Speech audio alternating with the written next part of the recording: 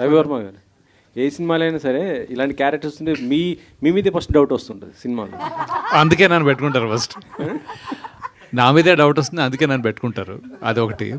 అయితే ఇప్పుడు మీ రాకేష్ మాట్లాడేది విన్నారు కదా, క్యారెక్టర్ అంటున్నాడు, రౌండ్ ఆఫ్ అంటున్నాడు, వై వేర్, ఇవన్నీ కథ చెప్పే టైంకి ఇతని దగ్గర అన్నీ ఉన్నాయండి.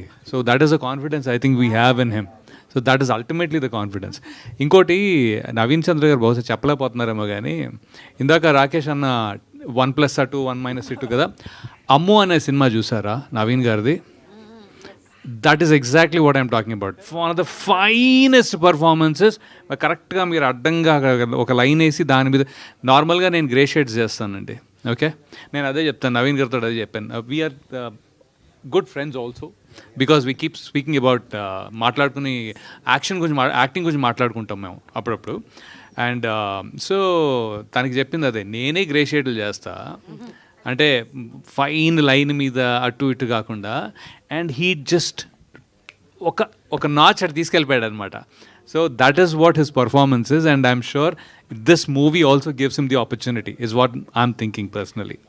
సో అది